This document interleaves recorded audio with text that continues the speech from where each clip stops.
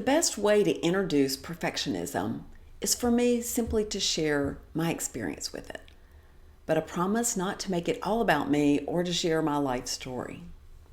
I've learned from a lifetime of experience as well as the research that there are three basic characteristics that define perfectionism. One is very foundational, being right.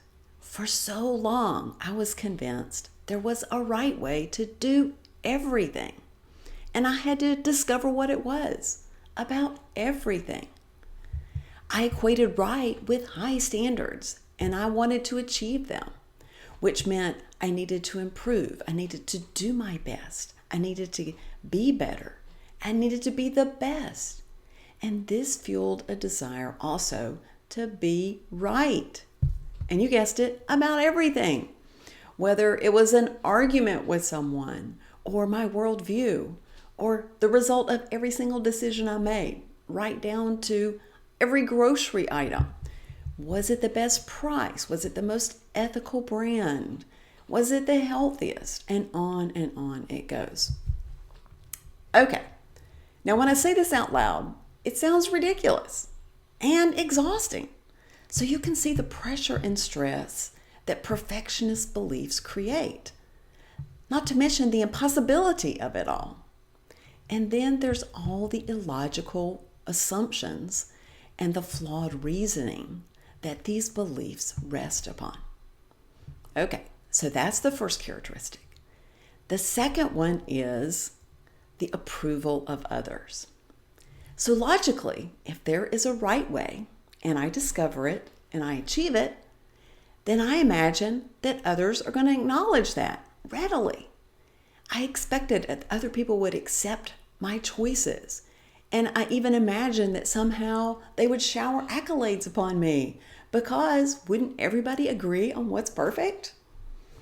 Okay, so on top of the pressure to find the right way and to achieve perfection, I've layered on this other pressure to seek other people's approval, to meet their expectations, to please them, to somehow earn their approval and their inclusion and their acceptance.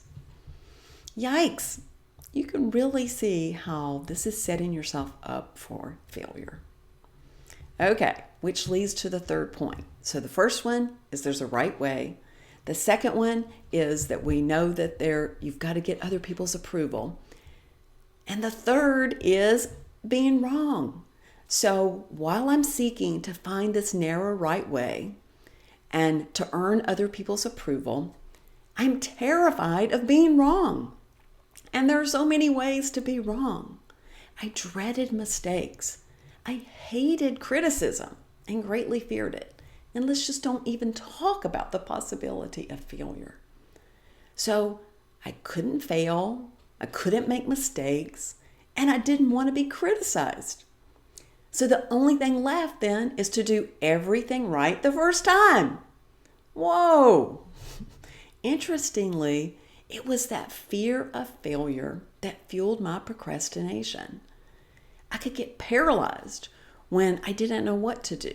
And I could see that mistakes were looming and that criticism was around the corner. And I could imagine all the details of what the criticism would be. And the probability that I was going to produce something inferior or just average was very, very real.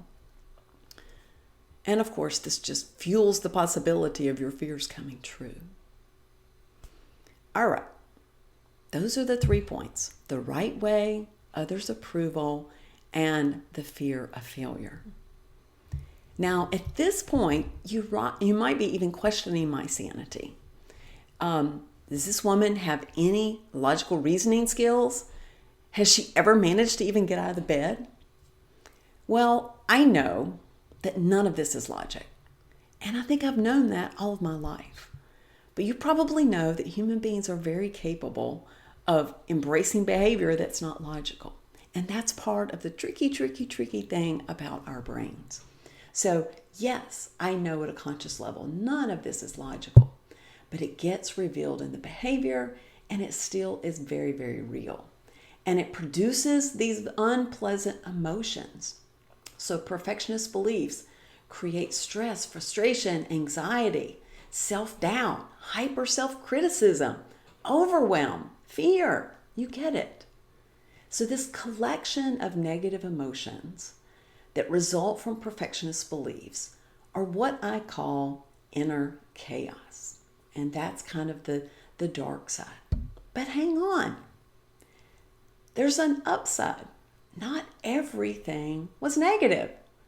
My perfectionism drove me to set high standards and to work hard and to achieve and to strive and to improve and to really be compelled to serve others and to want the world to be a better place.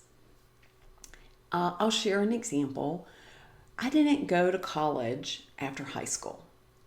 And when I decided to go, I had a lot of hurdles to overcome because I didn't have the necessary preparation.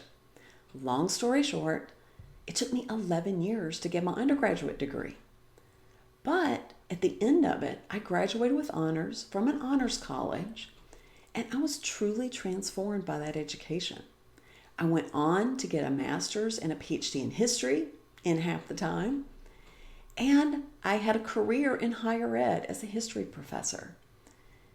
And then I became a tenured professor, I published a book, I got teaching awards. Those are all pretty awesome things that came about from my drive, which was courtesy of perfectionism.